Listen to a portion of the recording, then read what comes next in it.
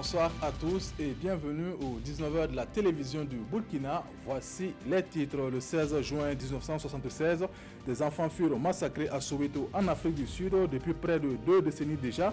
Le 16 juin marque la journée de l'enfant africain. Dans cette édition, nous ferons un retour sur cette célébration placée sous le sceau cette année de l'inclusion des enfants dans le développement socio-économique du Burkina Faso et puis récompenser les travaux individuels ou d'équipes pouvant contribuer de manière significative au progrès de la science. Telle est la vocation du prix d'excellence de la recherche scientifique institué par le gouvernement, un prix qui devrait contribuer à promouvoir la recherche scientifique au service de la transformation structurelle de l'économie burkinabé. La 6e session 2017-2018 de la Chambre criminelle de la Cour d'appel de Bobo-Dioulasso s'est ouverte ce 18 juin à Gawa. 15 dossiers de crime de sang sont inscrits au rôle de cette session qui se tient au tribunal de grande instance de Gawa. Elle devrait prendre fin le 23 juin prochain. Reportage Elvis Tuina et Abouakar Traoré. 16 accusés, dont 5 en détention, doivent comparaître devant les juges au cours de cette session du pôle criminel de Diobougou, siégeant à Gawa. Ils sont inculpés d'assassinat, de meurtre ou de coups mortels. Ces procès se feront selon les dispositions de la nouvelle loi portant organisation, fonctionnement et procédures applicables devant la chambre criminelle. Dans l'ancienne formule, les jurés étaient plus nombreux que les juges. Et souvent, c'est les jurés qui l'emportent, c'est-à-dire leur fort intérieur. Ce qu'eux ils pensent, ça domine, puisqu'il faut voter. Donc, dès que tous les jurés penchent d'un seul côté, les juges étaient obligés d'accepter. Quand les juges prenaient leur décision, ils n'avaient pas à motiver, ils n'avaient pas à dire quoi que ce soit. Contrairement à l'ancienne formule, il n'y a pas de jurés, ce sera des magistrats professionnels qui vont juger les dossiers. Alors, la façon de le faire, c'est toujours de la même manière. Parmi les 15 dossiers inscrits au rôle, un date de 20 ans. Et selon le procureur général près la cour d'appel de Bobo-Dioulasso, cette session, 6e du genre cette année dans sa juridiction, va permettre d'épurer les nombreux dossiers criminels. Des sessions qui ont été financées par le PNUD à hauteur de 200 millions de francs CFA. Retour sur la célébration de la journée de l'enfant africain commémorée chaque 16 juin en souvenir du massacre de Soweto en Afrique du Sud. Au centre-est, autorités et partenaires se sont retrouvés à Gunguen-Arukuri-Tenga pour cette 28e journée. Au menu, la réflexion sur les préjugés et violences dont sont victimes les enfants dans cette province. Reportage au Seydou Ninkima et Mahamadi Ouedrago. Réunis à Kwabdin dans la commune de Gunguen, autorités et promoteurs des programmes et ONG, ainsi que les enfants et leurs parents, font le point de la situation des violations des droits des enfants dans la province du Kouri-Tenga.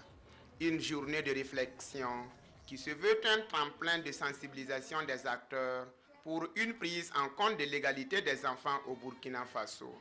Il y a des mots qui minent vraiment le développement, la promotion et la protection des droits de l'enfant dans la province. On peut citer la traite des enfants, surtout le mariage d'enfants dans la commune présentement même que vous célébrez. Voilà, donc nous interpellons toute la population, vraiment que chacun n'a qu'à mettre sa main dans la pâte. Et que notre stratégie mondiale qui couvre la période 2017-2022 met un point d'honneur donc à la question de la prise en compte des enfants dans tout ce que nous avons comme projet sur le terrain. Et nous ne pouvons pas laisser ce type d'occasion sans appuyer nos partenaires qui font les efforts dans le domaine de la promotion des droits de l'enfant. Les populations de base se disent engagées afin que la quête du bien-être de leur progéniture soit une réalité. Avec cette cérémonie, nous avons appris les avantages du respect des droits des enfants. J'invite toute ma communauté à bannir tout comportement qui mine l'épanouissement des enfants. À travers des prestations comme les ballets, les pièces théâtrales et le slam, les principaux acteurs de la journée sensibilisent eux-mêmes leurs parents sur les dangers et les conséquences des pratiques traditionnelles qui sont néfastes aux droits des enfants. Les églises partenaires de Compassion Internationale dans la région du Sud-Ouest ne sont pas restées en marge de cette commémoration de la journée de l'enfant africain. Elles ont organisé à Kamti une cérémonie au profit de cette frange avec pour leitmotiv « Aucun enfant n'est laissé pour compte dans le processus de développement socio-économique du Burkina Faso ». Ignace Bado et Abouakar Traoré. Discours, prestations de danse et défilés ont ponctué la journée de l'enfant africain 2018 des églises partenaires de Compassion Internationale au Burkina Faso. Un espace qui a permis aux enfants des centres de développement pour enfants CDE de la région du Sud-Ouest de se distraire et de faire passer leur message. Pour les organisateurs, au-delà du souvenir du massacre de centaines d'enfants lors d'une marche pour leurs droits à Soweto, le 16 juin 1976, le combat mené dans le cadre de cette journée est une prescription biblique. Dieu ordonne de prendre soin de l'enfant, d'éduquer l'enfant, parce que la Bible nous dit que instruire l'enfant selon la voie à suivre, et quand il sera grand, il ne s'en détournera pas.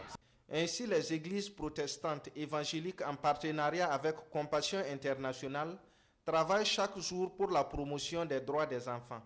Dans la région du Sud-Ouest, 3822 enfants sont pris en charge sur le plan alimentaire, vestimentaire, éducatif et sanitaire. Le responsable de l'ONG Compassion Internationale a invité les autorités communales de Kamti à les accompagner dans ces domaines. Le maire lui a rassuré de leur présence sur le terrain. Nous avons inscrit sur notre budget chaque année, en tout cas, une contribution pour parrainer une dizaine d'enfants. Cette journée internationale de l'enfant africain des églises partenaires de Compassion Internationale au Burkina a été célébrée sous le thème « Aucun enfant n'est laissé pour compte dans le processus de développement socio-économique du Burkina Faso ». La commémoration de la journée internationale de lutte contre la drépanocytose cette année a été couplée avec le lancement du projet d'amélioration de la prise en charge de cette maladie. Il vise à apporter de meilleurs soins aux enfants, surtout ceux de moins de 5 ans, et cela pendant 3 ans. Un projet à hauteur de 250 millions de francs CFA, financé par l'État avec l'appui de la coopération monégasque. Yves Rwamba et Karim Ouedrago. C'est cette remise du guide commun qui a marqué le lancement du projet d'amélioration de la prise en charge des malades de la drépanocytose ici à Dédougou. Et c'est le district de Touga dans le Sourou qui va piloter le projet. On va faire un peu, en quelque sorte, un essai ici à Touga. Et c'est une nouvelle façon de s'organiser pour prendre en charge la drépanocytose au niveau du Burkina. Donc à Touga, on va mettre en œuvre un certain nombre d'activités. Ces activités sont entre autres la formation des agents de santé, le renforcement des capacités de la population à travers des sensibilisations et des enquêtes sur les taux de prévalence au Burkina. Toutes ces activités visent une meilleure prise en charge des drépanocytaires afin de préserver des vies. On n'a pas toutes les connaissances, toute l'organisation pour prendre en charge rapidement un enfant qui vient pour une crise. Et quand ce n'est pas fait vite, l'enfant il meurt. Alors que c'est des choses souvent simples et qui doivent être disponibles en termes de connaissances et en termes d'équipement, de sang et tout ça. Ce projet d'un coût d'environ 250 millions de francs CFA est financé par le gouvernement burkinabé et la principauté de Monaco. Nous intervenons dans la lutte contre la drépanocytose dans 6 pays, dont le Burkina Faso.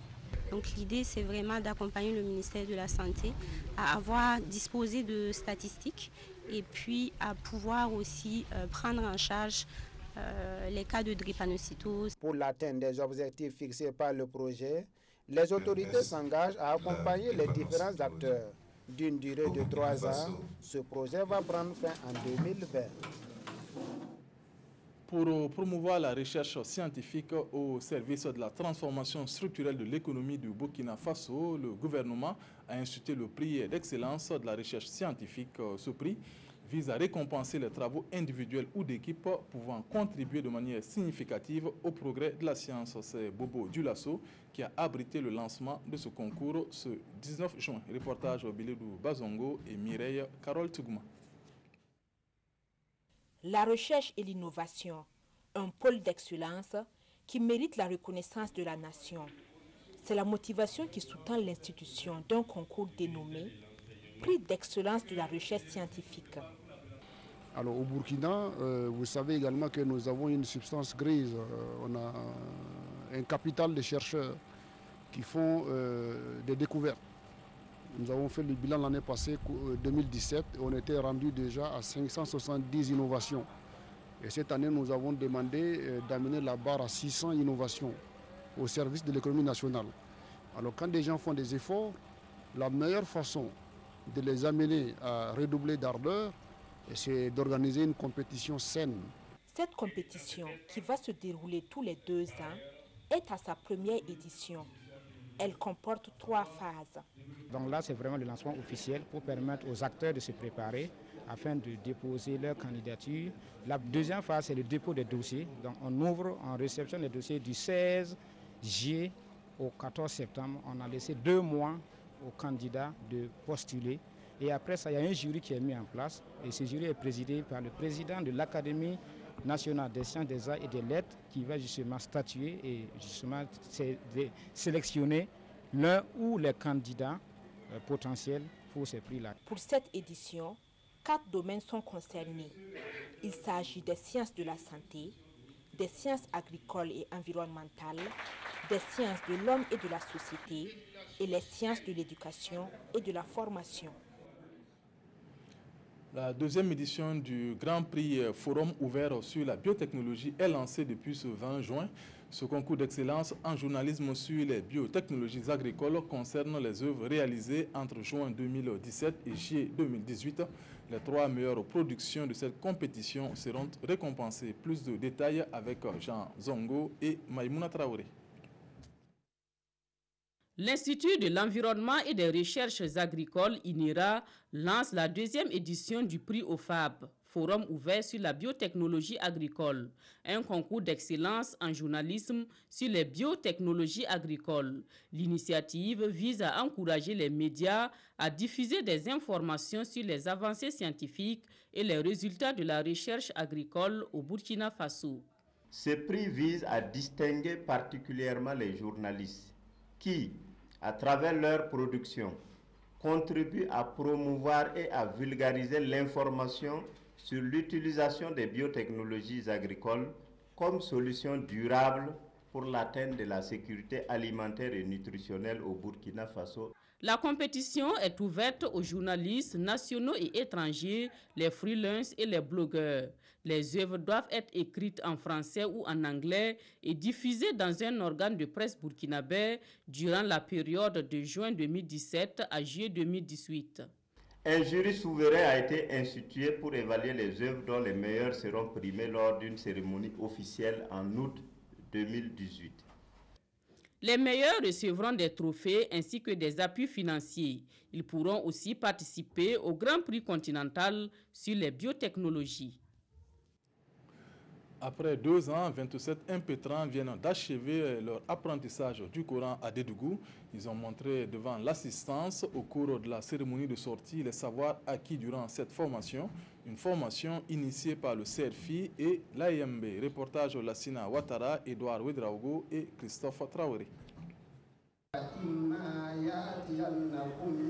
Comme Karim Ouedraogo, fonctionnaire à Dédougou, la lecture du Coran n'est plus un secret pour ces 27 apprenants.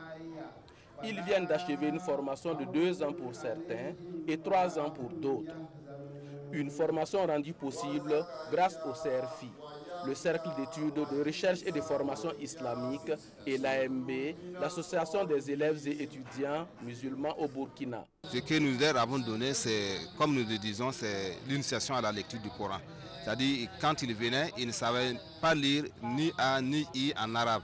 Nous, on les a amenés à pouvoir identifier les lettres. Et actuellement, n'importe quelle page du Coran, ils peuvent lire. Et ce n'est que le début, puisqu'il faut qu'ils perfectionnent cela dans la psalmodie du Coran et après la mémorisation. Cette cérémonie-là est symbolique.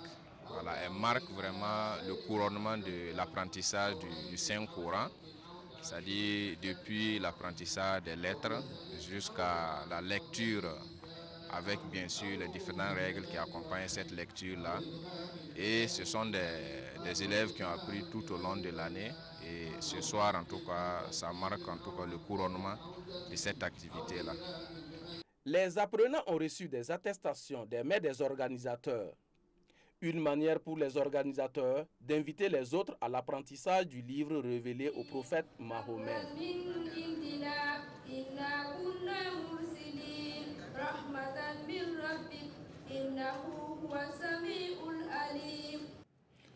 Le Koundé d'Or 2018 dans les locaux de la loterie nationale burkinabé, Awa Boussim est allé présenter les différents trophées remportés lors de ce grand rendez-vous de distinction des artistes du Burkina et d'ailleurs aux responsables de cette structure. Reportage Césaire Carrefour et Zoubaviel David Dabiré. La lauréate du Koundé d'Or 2018 présente ses trophées au directeur général de la LONABEY. Pour Awa Boussim, ce geste est un devoir de redevabilité auprès des structures qui soutiennent la culture burkinabé. Il est important pour nous que les responsables de la LONABEY sachent que nous reconnaissons qu'ils sont aussi partenaires de la culture. Alors il y a un certain nombre d'entreprises ou de structures dont nous avons déjà mis les pieds pour présenter les prix. L'honneur qu'elle nous fait de venir nous présenter le trophée. Il est vrai que nous sommes une institution nationale. Il n'en est même pas moins qu'il y a une vedette nationale et même internationale. Donc, venir nous présenter un trophée, nous prenons ça comme une marque d'honneur, une marque de sympathie et nous saurons lui retourner. La cérémonie est aussi l'occasion pour la vedette de dédicacer son dernier album en date à l'équipe dirigeante de la LONABEY. Dans les jours à venir, l'artiste prévoit poursuivre cette tournée dans différentes institutions et sociétés pour présenter ses trophées. C'est la fin de cette édition. Merci de nous avoir suivis. Le 20h, c'est avec Nathalie Kaoré. Bonne suite de programme. Bonsoir.